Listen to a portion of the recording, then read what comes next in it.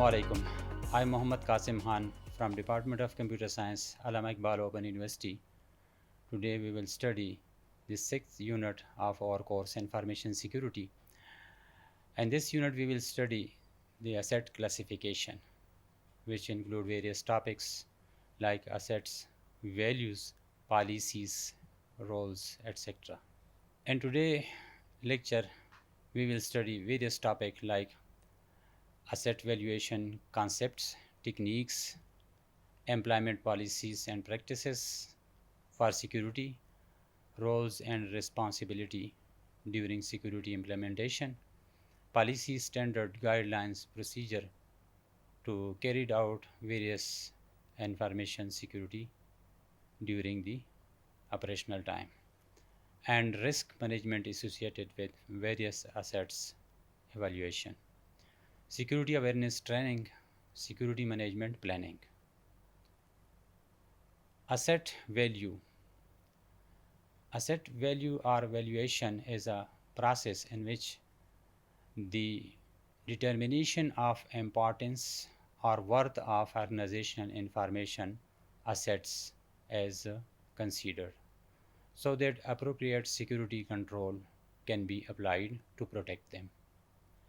Unlike financial accounting, asset valuation and information security is based not only on monetary value but also on the asset importance to the organization operation, like confidentiality, integrity, availability, legal obligation, and reputation. The process of assessing the importance of information assets to determine the level of protection they required. The importance of assets value for organization have limited budget and resources, so they cannot protect every asset within the same level of security. Asset valuation helps answer questions such as which assets are the most critical for organization, which assets require stronger security controls during operational time within the security, what would happen if assets were stolen, modified, damaged, or destroyed during operational time by the attacker or any natural disaster. How should security resources be prioritized to set priority to each secure assets within the security realm? An information asset, anything that stored, process, transmit, or support information. Example include customer database where the customer profiles are stored, student records, financial information, servers and computers within information system, software application, cloud services, network devices, employee credentials, and intellectual properties associated with various users. Asset valuation process have some steps. The typical process consists of the following steps: identify assets, prepare a complete inventory of information assets, classify assets, group assets according to their sensitivity, like public, internal, confidential, highly confidential, etc. Determine asset value. Evaluate each asset using factors such as confidentiality, integrity, availability, business impact, and financial importance. Assess risks. Identify threat and vulnerability affecting the state of assets. Apply security control. Protect high level or high valued assets with stronger control such as encryption, multi-factor authentication, backups, and continuous monitoring. Benefits of assets valuation. Priorities security investment. Identify organization most critical assets. Support effective risk management. Improves disaster recovery and business continuity planning.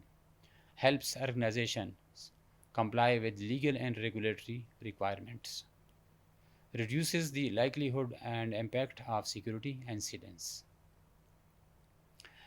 Employment policy and practices are carried out for various reasons of security within the information system.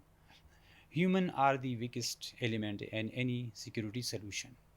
No matter what physical, logical, employment policy and practice are considered in security during the operational time of information system, humans are the weakest element in any security solution. No matter what physical and logical control are deployed, human can discover way to avoid them, circumvent or subvert them or disable them. Thus, it is important to take into account the humanity of your user when designing and deploying security solution for your environment. Issues, problems, and compromises related to human occurs at all stages of the security solution development. This is because humans are involved throughout the development, deployment, and ongoing administration of any solution. Therefore, you must evaluate the effort users, designers, programmers, developers, managers, and implementers have on the same process. Security management for employees, job description, setting a classification for job, screening candidates, and hiring and training are one of the best suited for this job during the security of information. Separation of duties of each personnel within the information system to secure your environment. Job responsibility is very important to be considered for the information security or securing your environment. And job rotation is also carried out during the whole cycle of security system. Screening and background check of every employee within the realm. Creating employment agreement at the initial phase. Employee termination after leaving the information system. Security rules are considered very important in information system during its lifetime. Senior manager, person who is ultimately responsible for security maintained by an organization and who should be most concerned about the protection of the assets. Security professional responsible for following the directives mandated by senior management. Data owners, person who is responsible for classifying information for placement and protection within the security solution. Data custodian, implementing the prescribed protection defined by the security policy and upper management. User, person who has access to the secure system called end user or clientele of the data.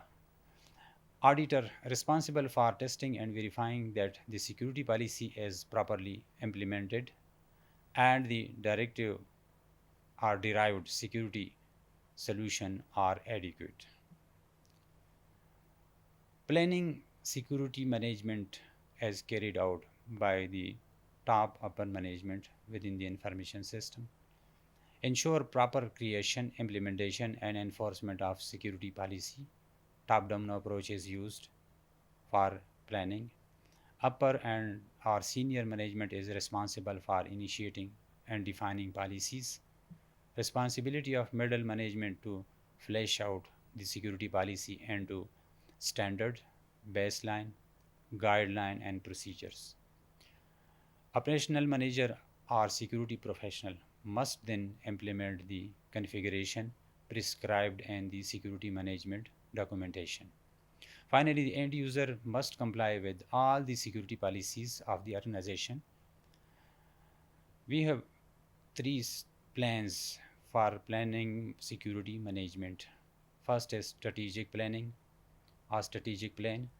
A strategic plan is a long-term plan that is fairly stable. Second is tactical plan. The tactical plan is a mid plan developed to provide more detail on accomplishing the goal set forth in the strategic plan. Third is operational plan. An operational plan is a short term or highly detailed plan based on the strategic or tactical plan. Security policies, top tier of the formalization is known as security policy. A regulatory policy is required whenever industry or legal standards are applicable to your organization. And an advisory policy discusses behaviors and activities that are acceptable and define consequences of violations. An information policy is designed to provide information and knowledge about a specific subject, such as a company goals, mission statement, or how the organization interact with partner and customers during the cycle of information system evaluation. Standards define compulsory requirement for the homogeneous use of hardware, software, technology, and security controls. Baseline defines a minimum level of security that every system throughout the organization must meet. Guidance or guidelines offer recommendation on how standard and baseline are implemented and serves as operational guide for both security professional and clientele of the system.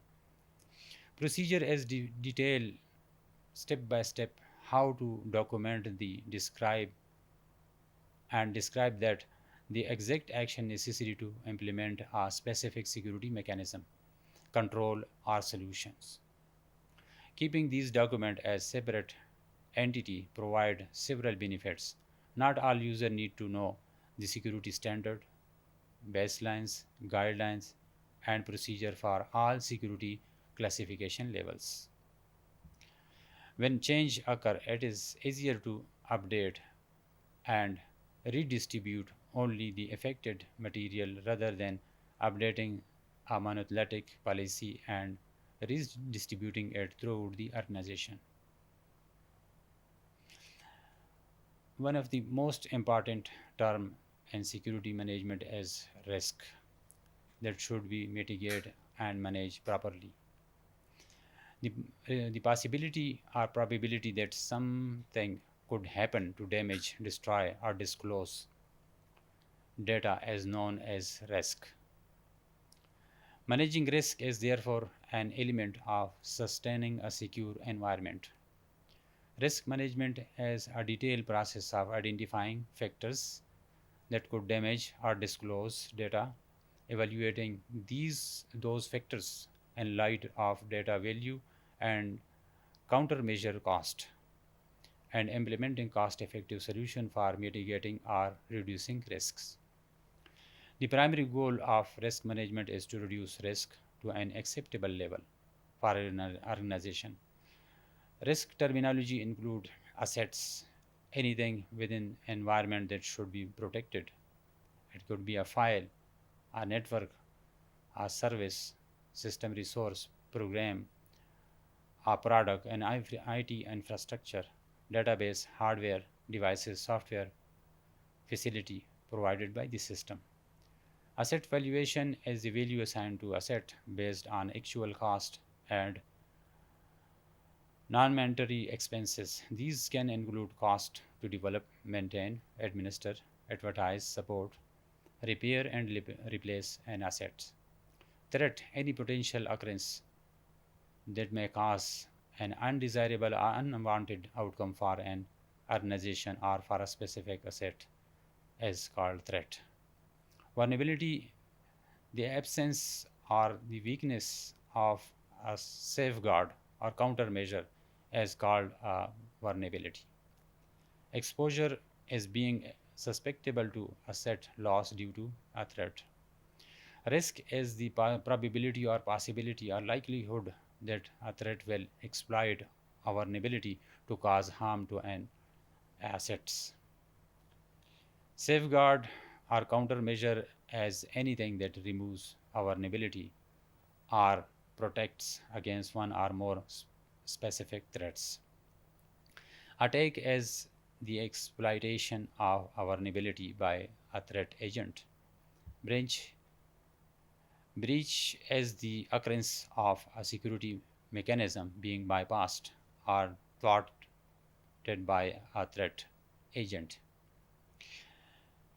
Methodology to assess a risk include risk analysis, provide upper management with the detail necessary to decide which risk should be mitigated, which should be transferred, and which should be accepted.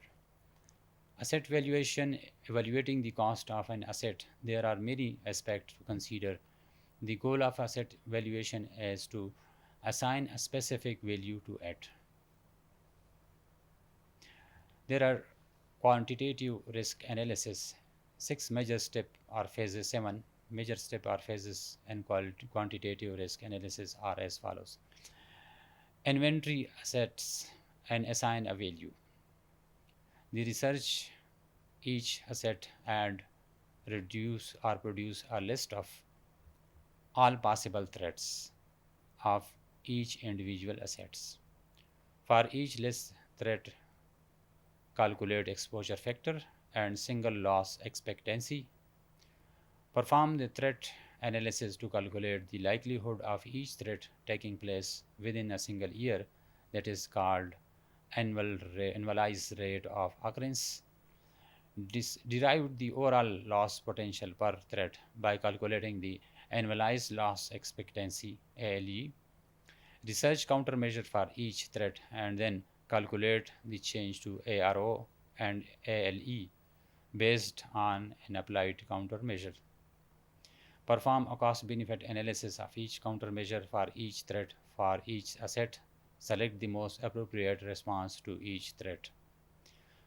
Cost function include exposure factor, represent the percentage of loss that an organization would experience if a specific asset were violated by a realized risk. Single loss expectancy. EF is needed to calculate single loss expectancy, SLE.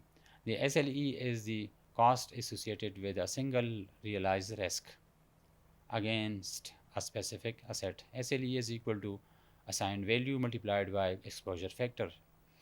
Annualized rate of occurrence, the expected frequency with which a specific threat or risk will occur, become realized within a single year.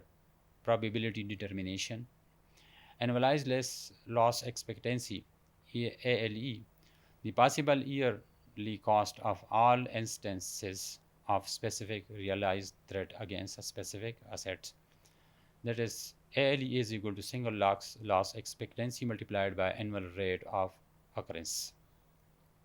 For example, if an asset value is 0.2 million and it has an exposure factor of 45% for a specific threat, then the SLE of the threat for that asset is 0.09 million. For example, ARO of an earthquake may be 0.00001, whereas the ARO of an email virus in an office may be 10 million. For example, if as SLE of an asset is 90,000 and the ARO for a specific threat such as total power loss is 0.5, then ALE is 0.045 million.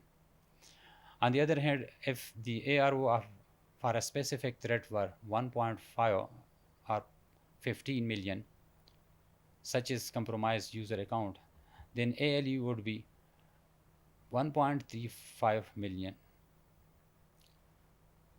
Risk calculation or threat calculation. Calculating annual loss expectancy. ALV before safeguard implementation and ALE after implementing the safeguard minus annual cost of safeguard is equal to value of the safeguard to the company. Calculating safeguard cost. To perform this evaluation, you must first compile a list of safeguard for each threat. then each safeguard must be assigned a deployment value. There are numerous factors involving in calculating these risks: cost of purchase, development, and licensing, cost of implementation and customization, cost of annual operation, maintenance, administration, and so on, cost of annual repair and upgrades, productivity improvement or loss, change to environment, cost of testing and evaluating. Qualitative risk analysis are also one of the major factors involved in the information security. Rank threat on a scale to evaluate their risk, cost, and effects. There are many actual techniques and methods used to perform qualitative risk analysis. Brainstorming. Each employee must be teach to how to react with assets.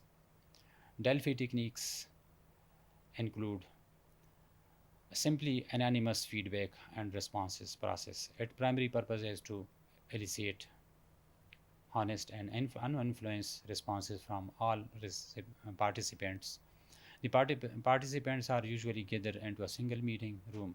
To each request for feedback, each participant writes down their own responses on paper anonymously. The results are compiled and presented to group for evaluation. The process is repeated until a consensus is reached. Storyboarding and that technique, every employees as teach with the technique of boarding, like a story, telling a story to a person. Focus group. Each classified group are teach individually. Survey are conducted at different level. Questionnaire are distributed for collecting data about the risk analysis. Checklists are created. One-to-one meeting conducted by the security professionals. Interviews are conducted for analysis of risk. Handling risk. The result of risk analysis are many. Complete and detailed violation of all assets. An exhaustive list of all threats and risk, rate of occurrence, and context or extent of loss if realized. A list of threats, specific safeguard and countermeasures that identify their effectiveness and annual loss expectancy. A cost benefit analysis of each safeguard is encountered. Once the risk analysis is completed, management must address each specific risk. There are 4 possible responses to risk: reduce the risk to up to minimum level, or assign or transfer risk to another entities, accept the risk if it is not critical, reject the risk, not accepting the risk effects. Total risk is equal to threats multiplied by vulnerabilities multiplied by asset value. Countermeasure selection. Selecting a countermeasure within the realm of risk management does rely heavily on the cost benefit analysis results. However, there are several other factors that you should consider during the operation. The cost of countermeasure should be less than the value of assets. The cost of countermeasure should be less than the benefits of the countermeasure. The result of the applied countermeasure should make the cost of an attack greater for perpetrator than the derived benefit from an attack. The countermeasure should provide a solution to a real and identified problem. Do not install countermeasures just because they are available, are advertised, or sound cool. The benefit of countermeasure should not be dependent upon its secrecy. This means that securing or security through obscurity is not a viable countermeasure, and that viable countermeasure can withstand public disclosure and scrutiny. The benefit of countermeasure should be testable and verifiable. The countermeasure should provide consistent and uniform protection across all user system protocol and so on. The countermeasure should have few or no dependency to reduce cascade failure. The countermeasure should require minimal human intervention after initial deployment and configuration. The countermeasure should be tamper proofed. The countermeasure should have overrides accessible to privileged operators only. The countermeasure should provide fail-safe and or fail-secure option. Security awareness training is very necessary for employees of all levels. The successful implementation of security solution requires change in the user behavior within the realm of security or information system lifecycle. Behavior modification involves some level of learning on the part of the user. There are three commonly recognized learning levels: awareness of the employee, training of the employee, education of the employee. A prerequisite to actual security training is awareness. The issue that user need to be aware of include avoiding wastage or waste, fraud, and unauthorized activity. Training is teaching employee to perform their work, task, and to comply with the security policy.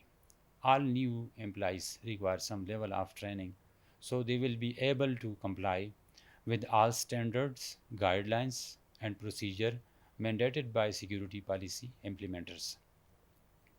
A security professional requires extensive knowledge of security and the local environment for the entire organization and not just their specific work tasks. Thank you for your attention. This concludes our today lectures of Unit 6, Assets, Value, Policy and Role. Please review this topic which we have studied today, and also for further study these material are available online. Thank you. Allah Hafiz.